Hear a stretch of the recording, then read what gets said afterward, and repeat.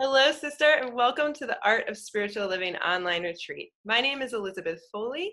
I am an artist and a creative catalyst. I help women get over their creative blocks and get in touch with their creative spirit.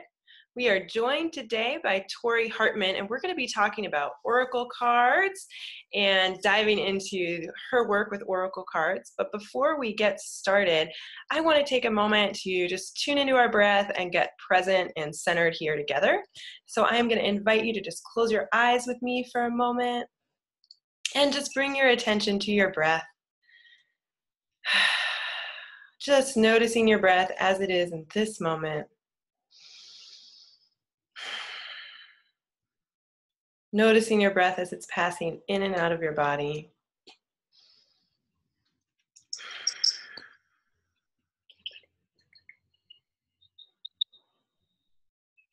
Noticing your chest as it's rising and falling.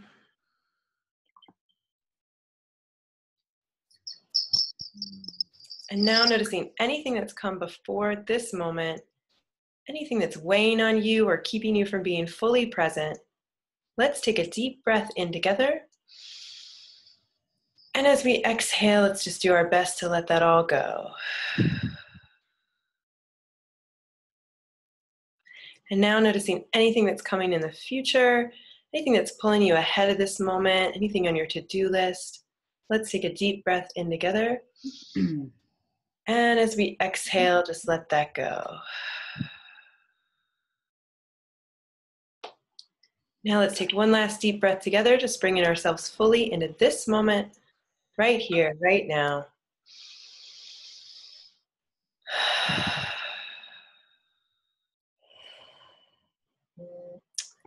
If you'd like, you can open your eyes or you can keep them closed as I share today's reading. This is called Depths of Infinity Within Us by a poet named Shiloh. The depth of infinity, of ancient wisdom and cosmic mystery coursing through our veins, while the centers of atoms explode in and out of time. Where are we when we fall between breaths, when we slip through the cracks of space-time like oozing molasses, slowly dripping, never stopping, the yearning of our hearts that will never give up? We are always held up by those dramatic atoms, diving deep through intelligence that rotates stars and beats our hearts to pop back in time, back into our dimension as a new dimension of who we are. And that was called The Depths of Infinity Within Us by Shiloh. So I am so excited to introduce to you today Tori Hartman. One connection Tori and I both have is that we both actually live in Asheville, North Carolina. So I'm excited to be able to share with you somebody from my hometown and where I live. Tori is a world-renowned author, spiritual teacher, and intuitive soul. She was born and raised in the free-thinking atmosphere of New York's Greenwich Village in the 1960s. Tori has been aware of her psychic abilities since the age of 8. After a near-death experience about 25 years ago, Tori began having a series of encounters with angels that revealed the profound fables that were to become the basis of the Chakra Wisdom Oracle cards and Chakra Wisdom Oracle Toolkit that Tori created. Tori has been featured in several highly acclaimed publications, including the New York Times, the Los Angeles Business Journal. She also successfully launched Life Purpose Divination, a system facilitated around the world that is designed to shut down your brain to allow you to live with complete trust. So welcome, Tori. It's great to have you here today. Wow, we finally did it. The same town can't get together. It's just, it feels very LA to me, but not really. So, wow, this is great. And I just want to really acknowledge you, Elizabeth, and just so everybody knows, because as you know, I'm doing a summit. And one of the things I want to say is that this is a tremendous amount of work, everybody. And what she's done is a labor of love, because the cost to her and everything that she's going through to get this done for you, just really soak that in and really absorb all of the energy she's giving you. So I just want to acknowledge you for going through this and doing this gift of love for so many people. So thank you for that. Thank you. Thank you. That was really sweet of you.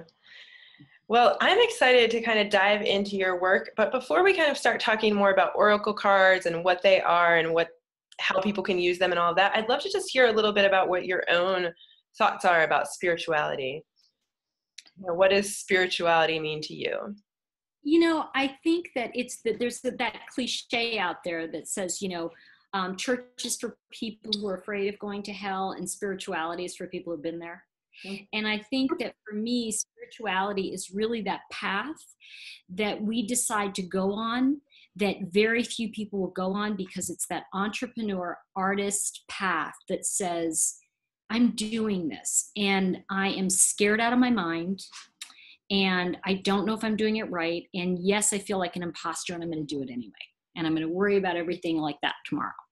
So for me, spirituality is daring to be you, and not necessarily being popular or liked, but risking that there are people out there who need to find you as part of their community, to find you as someone that they can say, hey, you know, you belong. And I think many of us who follow spirituality and work in this arena, if you will, we do it because we've had wounding.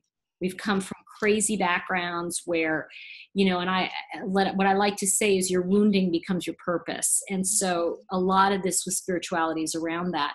And lately, and I just need to say this for a lot of people, lately I've had a lot of people around me become Christian, and they're saying, oh, you know, I can't talk to you anymore, or you're doing the devil's work, or, you know, and for me, it's kind of like, why can't I love Jesus? You know, like I love him too. You know, it's like, I don't live in fear. And I don't think that that's what those teachings are about. So I really feel that it's a community we all belong to. And I think that the world is more inclusive than exclusive. So that's my jam around spirituality. Awesome. So on a day-to-day basis, what does your spiritual practice look like? Or what does living that look like for you? You know, I'm probably the worst person to talk about self-care. Okay.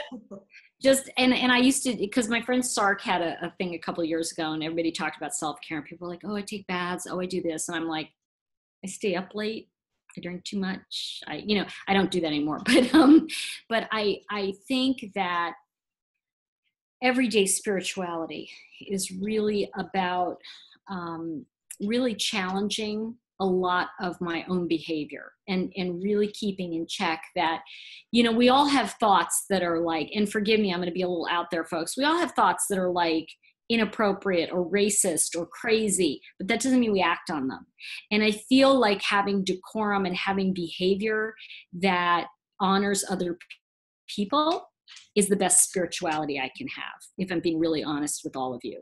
Mm-hmm. I think that, you know, you and I may not agree on things, but my father used to say, I think it's Patrick Henry who said it, I'll respect to the end your right to say it.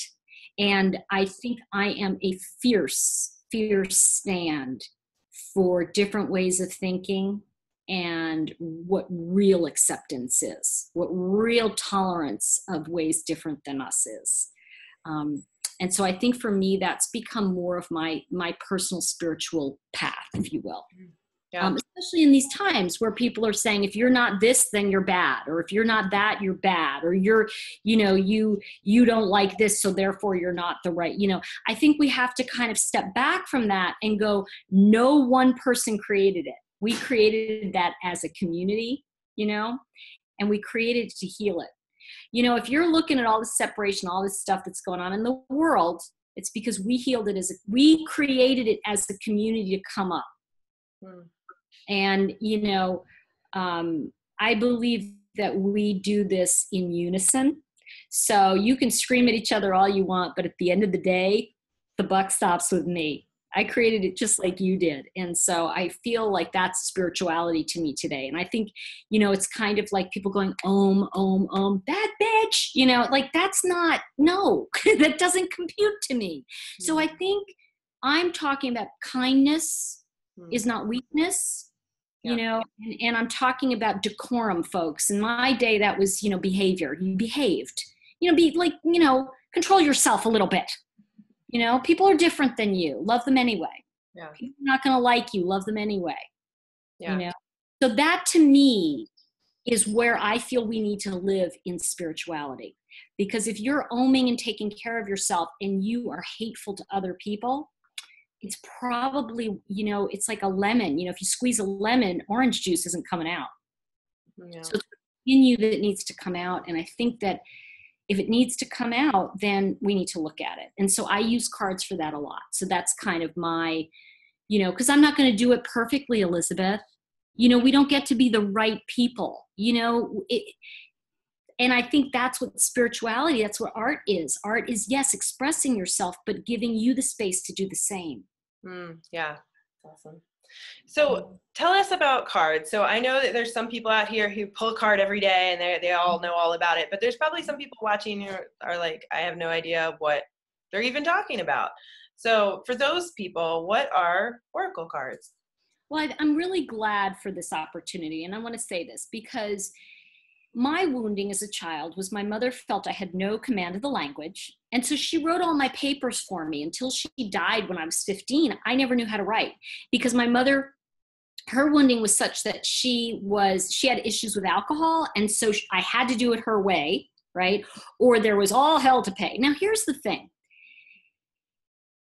That was my wounding. However, that didn't take away my imagination, my inner flame, where I saw life, and my ability to tell stories.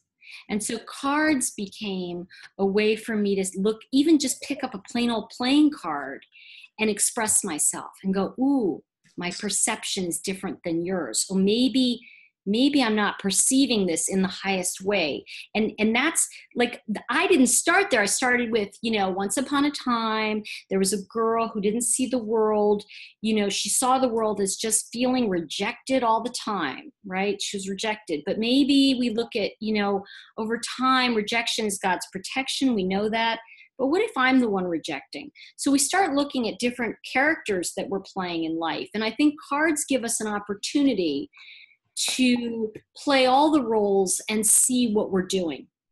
And I think that for me, by the way, everybody, this has no power over you. This does nothing. It's just, I had a great talk with Caitlin and John Matthews, who did the Arthurian Tarot. Unbelievable deck, all legend and myth, right? And they were saying what I said. It's all paper, means nothing except you bring to it. Yeah. You're never going to get the answer out there. The card is not out there. The card is reflecting what's going on internally. It's like a mirror. And if we're willing to look in the mirror, cards can be magical to transform us, to put us on a path that is really energetically evolutionary, an evolutionary conversation. So to begin with, from the time I was very little, I had those gypsy witch cards. I don't know if you ever saw them. They were the orange little decks. Scared the heck out of me. I got to tell you, I was scared all the time. I was like, oh, I'm so scared. And I'd put it away. And then I'd they called me, come get us. And I'd look again.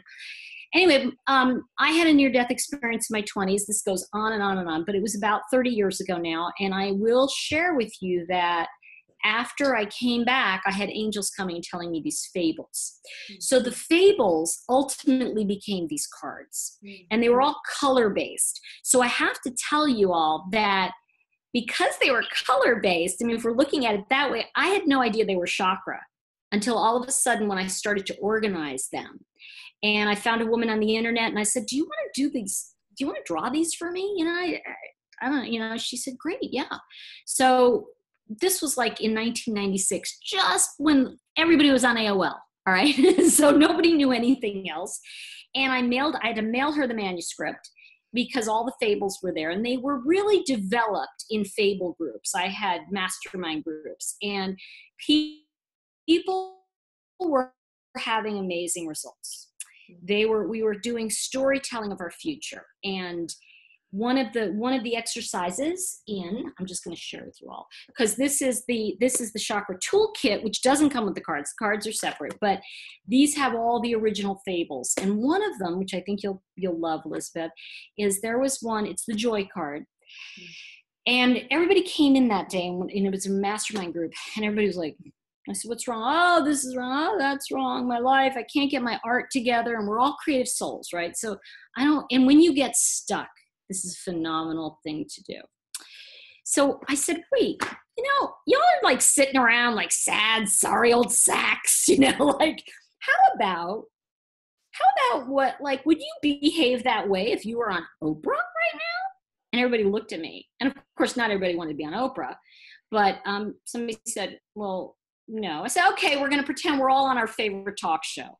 So one by one, we took turns, and one person played Oprah or whoever they wanted to be interviewed by. And it was amazing. People that were like, oh, my life sucks. They all of a sudden were like, hi, Oprah. Yeah, well, I just created this fabulous new book, and it's now becoming a movie, and blah. And they were just talking about what they've created. And one woman got up and said, I want to thank the Academy for my Academy Award. I love animation. I am so excited to win in this category and guess what? Both of those people, and everybody else too, but everybody who did that exercise later went on to relive that in real life. Yeah. And I started to recognize that there was power in this imagination, in these fables, in what these angels brought us. And I thought, I'm not letting this go. And so it was a 30-year project. This isn't something I woke up one day, I'm going to do this, So when I say this to all of you, it became chakra. And it became, and that's part of what we were talking about this right before Elizabeth and I were, that's part of what I want to do as a giveaway is to offer that it's a 7 video free, course you can take so that you really understand these cards. But what I want to say about card reading is that every card is like us. It has a shadow, right? So that's our darkness. It has our dawn, like what we're just starting to see. And it has our light, which is the highest calling that's beyond what we can currently comprehend, right? So if I pulled a card for everybody right now, just a general card, just to kind of give you an idea. I pulled this out of the middle of the deck, everybody. I just want you to know. So I guess we're supposed to see the perception card. And what this fable is about is the fable is called the Emerald Stone. And so if you think of the color emerald and you think of your heart, I want you to just go into your heart. And really what this is about is how we see in the fable, the princess goes into her garden and it's crap. Things are overgrown. She sees it as this messy garden. Meanwhile, she's this princess and she gets to live in this fabulous place. And the emerald stone is there. And he says, why don't you enter the door of understanding?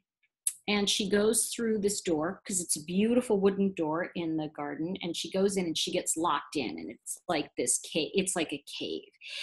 And she's in this hallway and she can feel light. So she's going toward the light at the end of the hallway. And she feels a breeze, right? And in the darkness, she opens this door. And what she walks into is the same garden, only now it's beautiful. And what that fable is about is we have to walk through our shadow side to get to our light in order for us to change perception. And so when we look at this card and we look at it as darkness, dawn, and light, my question, what I can say to you is if you go inside, are you in the darkness? Are you in that place of, I'm having trouble seeing something good in all this?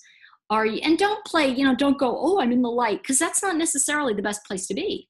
Mm-hmm. And because there's no best, right? So, or are you in the hallway, right? I always say, when a door opens, a window closes, all that stuff, but the hallways are a bitch, right? So if you're in the hallway, it's keep going. It's yea, though I walk through the valley of the shadow of death. Don't pitch a tent there. Keep going, right? So are you in that middle? And then finally, are you in the light where your perception, you're starting to perceive things in a wholly different way? So when we look at cards, we can start to look at where are you opening yourself and where are you really? And wherever you are, Elizabeth, even if you're in the darkness, you're having trouble with stuff, that's okay. Yeah. Cards for me became a place of forgiveness, of personal evolution, they're lessons without the lecture, as someone said to me. So I feel with the chakra wisdom cards, they're really, and so obviously there's the deck and then the book, the additional book, if you get it, this is the 52-week study. And so really it's that journey from the red, if you will, that first chakra, all the way up into the seventh. And what this is about is it really takes you through that idea of, what are we coming in with? What are the old ideas, the old beliefs? I'm telling you, I got everything going off today. And I'm just going to tell y'all, there is nothing we can do about it. It has been the wackiest day. So it's just like, alarms are going to, it's like, okay, whatever. I'm just I'm like in the tunnel, everybody. I'm not in the light right this moment. But so I'm trying to get to that.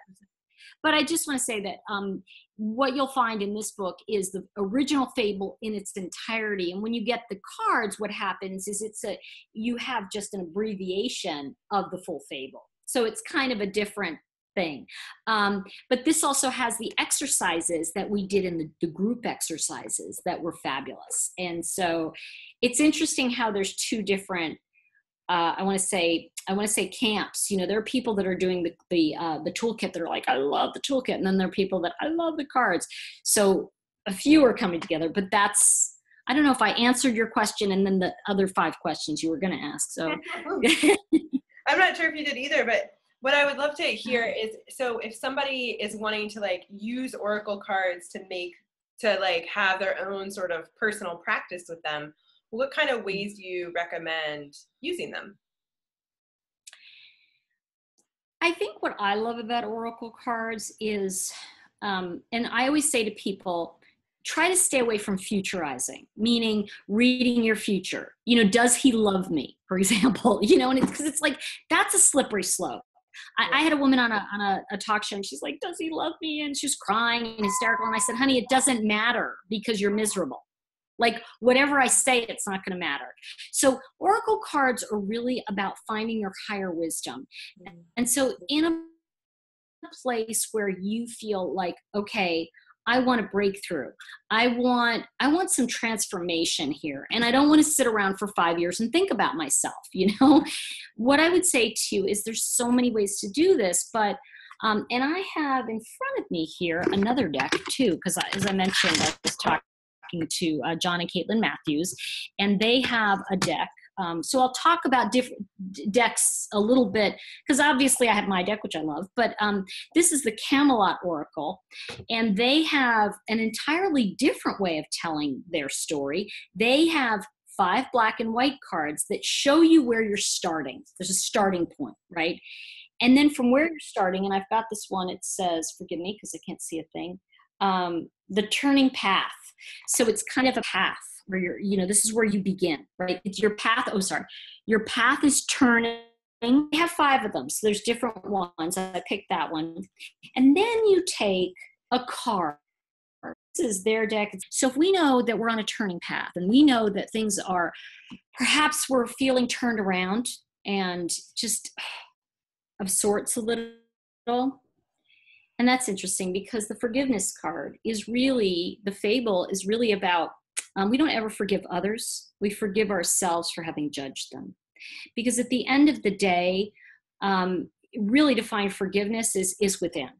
So what this card is telling me is that the path is showing you right now, and this is how I would read it for myself, be gentle with yourself, Tori, what you want is happening. In the fable, it's about finding your path, finding the love you want, finding that family. And this is the fable is of Rhonda Rhino from Amethyst. So that's the color. And she dreams of belonging to a family. So ultimately, through the trials and tribulations in the fable, she ultimately finds, and she saves this little boy and ends up as part of their family. So it's kind of a very sweet fable. And we look at the idea of what you don't take in, you don't have to work out. And when you look at that and taking that other deck as the path you're on, the turning path, what is it that we need to say, you know what, I'm not taking that in? And it doesn't have to be violent. It doesn't have to be angry. It just means that's not okay for me. And I'm going to stay true to my dream, So I would say one of the many ways is obviously you can pull a card. And I pull them often for a WTF day. When I have when's Wednesday, Thursday, Friday. So when I have one of those days, I'll pull a card and go, okay. And sometimes I'll just like, this is the new book, How to Read the Cards. This is a very advanced book. I wouldn't recommend it for people starting out. I would really recommend the deck and the toolkit. But this book came out last year, and it's extremely advanced about aspects in the chakra and things like that. So it gets very involved with how to read. But let's take this as an example. I'm just going to close my eyes, and I'm going to go like this.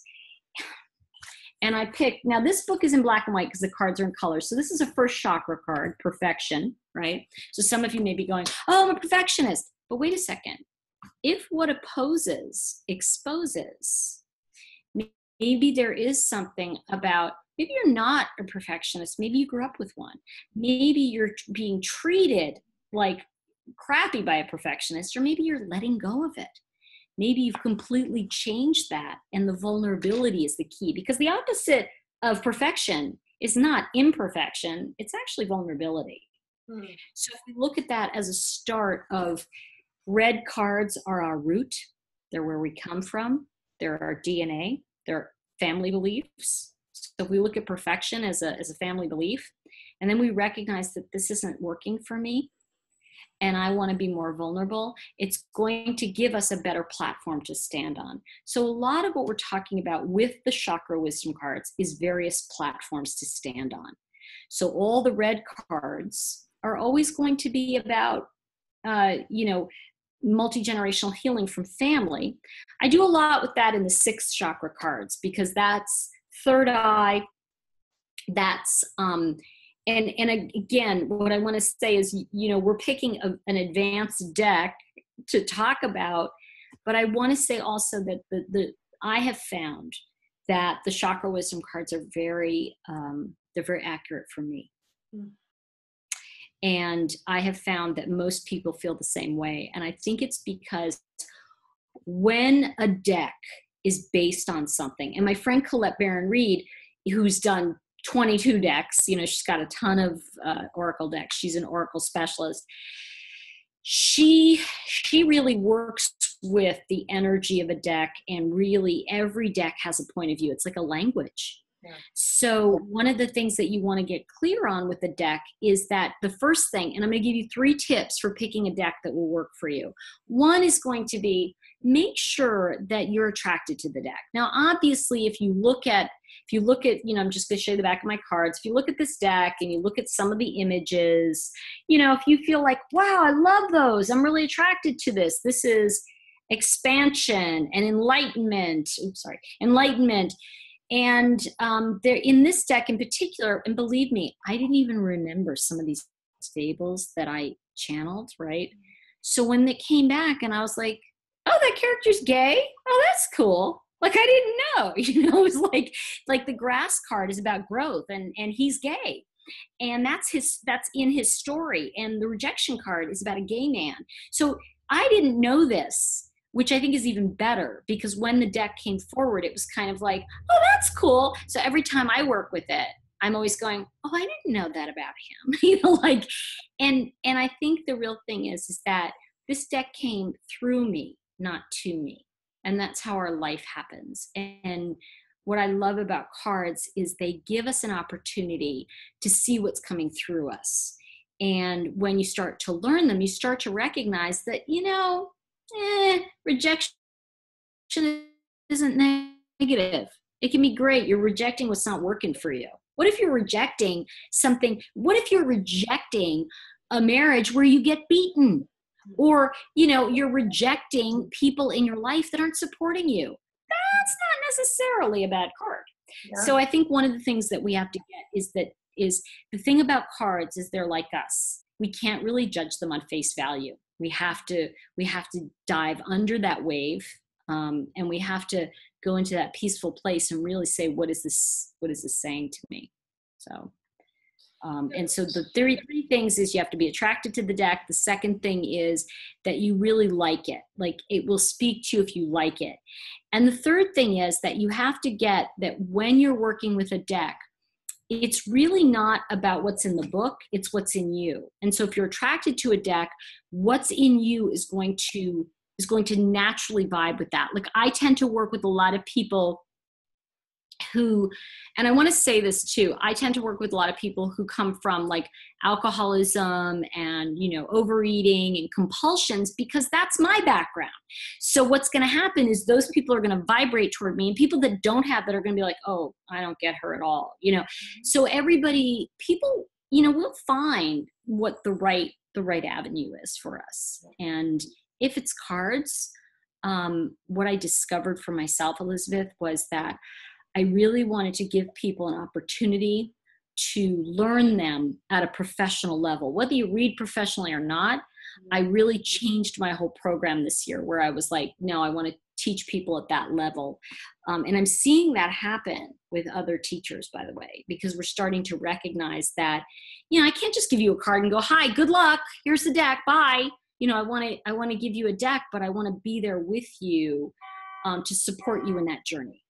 Yeah. So I'm telling you, honking outside, I'm telling you, this is Asheville. We don't get that, right? But it has been, I'm telling you, any minute we're going to hear a helicopter lowering. It's just been that kind of day.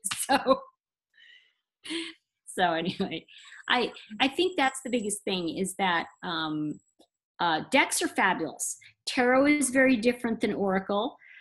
Tarot is a very set story. Mm-hmm. Tell us more about that. What is the difference between tarot and Oracle? Okay, so tarot is a very set story. Mm-hmm. So the story of tarot is that you've got the major arcana, which is some of you have heard the Fool's Journey. That's 22 cards. And what the Fool does is the Fool walks us through all of the issues, the major life issues we're going to encounter. Mm-hmm. If you think of the death card or some of the cards you've seen that are major cards, they actually shine the light on the minor cards. Now, the minor arcana is similar to our standard playing deck. Mm-hmm. So when you look at the minor cards, you're looking at Ace of Swords in tarot is going to be the Ace of Spades. So, the King of Cups is going to be the King of Hearts. The Queen of Pentacles is going to be the Queen of Diamonds. And what am I leaving out? Oh, the clubs. So the Jack of Clubs, or the Knight of Clubs, if you will, is going to be the Jack of Wands. So they're very similar. The difference is, in our standard playing deck, there are 52 cards. In tarot, there's 56. And part of that is in the minor arcana. Part of that is what was taken out of playing cards was the page, the messenger card. Mm-hmm. So if you think about it in terms of 12 steps even, that's the 11th card. That's the messenger, right? That's the sharing what we know. So that was taken out. The actual prediction card in the tarot was taken out for regular playing cards. So it goes, obviously Ace through 10, and then you've got, in the tarot, you're going to find it's Page, Knight, Queen, and King. In regular playing, it's Jack, Queen, King. So you're going to see that all of that kind of woo stuff is pulled out. In the minor, those are more day-to-day issues. The major are the cards of destiny, and that's your path. So when you see a tarot deck, it always has 78 cards to be a pure tarot deck, always. Oracle cards, on the other hand, are an oracle, and they are much more, I was talking to Colette about this, they're much more goddess-based. They're much more based on, in some ways, the feminine came through it. We're looking at much less patriarchal decks. We're looking at many more, the matriarch. We're looking at the goddess. So when you're looking at these cards, you're looking at the women, the gay people, right? LGBTQ, whatever. You're seeing all of them included, the artist. So oracle decks have the inclusion of everyone. Mm-hmm. And whereas the tarot has a very set patriarchal thing. Now, here's the thing, though. I love tarot, too, but for different reasons, because it's where I started. I didn't expect an oracle deck. In fact, it's harder to do an oracle deck because it's all you. Yeah. So that's the basic difference. And oracle is much more, you're going to find that oracle decks are going to have much more of a feminine, and actually, I was just looking at a friend's deck. Whose was it? Because I've been doing my thing. The Knight of Wands is a female. Mm. And it's very interesting to see the females being knights, Yeah. right? So we're seeing a lot right now of our inner goddess being called forward. Yeah. And I'm going to, I know I'll get hate mail for this, but I'm going to say that because of what's going on, all of these movements of the Me Too, all of that has been bringing up the fact that we've got to own our power. And I think it's fantastic. So, when we look at the dark side, well, all this stuff happening, there's also a part of it that's kind of good, because we're getting to say, wait a second, goddess counts, women count, we have a say. And it's really interesting to see what's coming forward. So I think I answered your question and then went off. I think so. So it's interesting because I'm pulling up my card. Okay. So my 2 decks that I have are such a good illustration of what you were saying, because I have this, it's the Wildwood Tarot. Oh, that's Caitlin and John. Oh, okay, yeah. Or this says Mark Ryan and John Matthews. John Matthews. That's and he and his wife. I just interviewed. Okay. Oh, cool. Okay. Yeah. So this is definitely a very male figure on the front. And then so my oracle deck that I have is the Goddess Guidance deck. That's Doreen. And that's Doreen. Mm-hmm. So it's just funny because you're talking about that, and I'm thinking about mine, and I'm like, oh yeah, this is way more masculine, and this is way more feminine. So, yeah. And you see, Doreen last year, she came out and said, I'm Christian, I'm not doing decks anymore. Right. Now, what's interesting about that, and God bless her, because I have to tell you, I think it takes courage to be yourself, right? So I think it was great. And I think that the fact that she found her path, and people are like, oh, but all the decks she did, it's now disavowed. I said, no, it isn't. What it is she came into our life, reason, season, lifetime, right?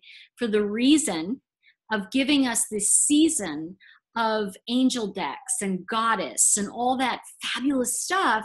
And now she's passing on the torch to others. Yeah. So it's really, we have to accept that people go out of our life and they find their spiritual path. And I said to somebody, she's always been Christian. This has been, finally, she's had the courage to step into all of the angel work and everything and be that. So good for her. I feel like whatever boats your float is my thinking. So there you go. But yeah, she has guided a lot of us in this work. So, yeah, it's true. So, go ahead. Okay. No, I was just thinking about John Matthews and his wife. They have a bunch of oracle decks as well. Mostly around, they have the Shaman's Oracle, and they have the one I just showed you. And I think one of the things I want to say is that the feminine path, the feminine power in the oracle is really, we are getting less and less afraid to step into that feminine power. And I think that we just have to find the balance of it. That's what I was going to say. But yeah. Go ahead. Yeah, well, we're, getting kind of close on time. And before we sign off, first of all, I'd love to just hear if there's anything else you really want to tell our audience about oracle cards and spiritual practice and those kinds of things. I want to say that really follow that instinct, follow that intuition. If something says to you, I want to get that deck, or I want to, you've got a lot of people on this summit, I'm really feeling that person. Something I want to say to everybody is, if you even have maybe, sign up for their newsletter if they have one, get their free offer, because here's the thing. You may find someone has that voice that you're looking to expand internally. So what I want to say to you is, if it's me, if it's Elizabeth, follow the path that's going to remind you of your own inner candle flame. Right. And I think that's very important. The one that really, Wayne Dyer used to say, the inner flame that never dies. And for me, that has been brought to me through tarot, through the oracle, through a lot of that inner feminine, and recognizing the sisterhood that we're in. And never forget that. Never forget that you are in a sisterhood, and it's a really powerful one. And I want to say, everybody who's watching and everybody who's in this community right now, you have what it takes to create what you came here to do. And that, to me, is the path that I found through the chakra wisdom cards. And so that's what I did with it, So I hope that makes sense to everybody. And remember, I do have that, you'll find it on the page here, the free, the 7-part video series that I did to introduce everybody to what like I went through each section. So the red cards is the first video and the orange cards are the second. So I went through how each of those cards relate to those 7 chakra. So this is a fabulous way to be introduced to what the cards can do for you. So that, I would say, is the other thing. So of course you asked for one, I gave you 2. No, that's great. I was going to ask you to tell us more about your free gift. So that's perfect. You did. I love that message too about following what resonates for you. You know, this event is really all about that. It's exploring lots of different perspectives about spirituality and lots of different like options for what spiritual practice could be. And yeah, I mean, I would really encourage everybody to take what resonates for you and don't worry about the rest. And we're all our unique signature of person. So there's so many different ways that we can explore spirituality. So thanks. And I love that. And I love that you're doing this. And one more time, I want to say to everybody, you know, if you have that moment where you want to email her and bitch about something, I want to just say, think twice about how hard she's working. Yeah. Think twice about how much it takes to put things up. So be patient with technical glitches. Be patient with some of these things because it's not free. A lot goes into it. And so I want to just really acknowledge you for that, Elizabeth. Even her, you know, finding me, I mean, she was like, okay, are you going to do this? I mean, it really becomes your herding cats when you try to get speakers. So I just want to say, really understand and really support her in that. And, you know, if something's not working, you're frustrated, you can say it, you know, name it, claim it, you know, say what you mean what you say, but don't say it mean. Really good. Yeah. There you go. So that's my message. And, you know, you know, you can contact me through you'll find me through the site and all that stuff. It's learntoreadcards.com. You'll find all that fun stuff. So thank you. Thank you. Yeah. Thank you for being with us today. It's been a pleasure. I'm glad we were able to connect. And if any of you watching want to learn more about Tori, all of her information is below this video. So I encourage you to check her out. And I'd also love to hear about your experience with Oracle cards. So I'm encouraging everyone to come on over into our Facebook group and, you know, tell us, have you ever explored Tori's deck? Do you have a favorite deck that you use? You saw, this is mine, this one. And it, you know, it jumped off the shelf at me. It really, I was like, whoa, I need that now, you know?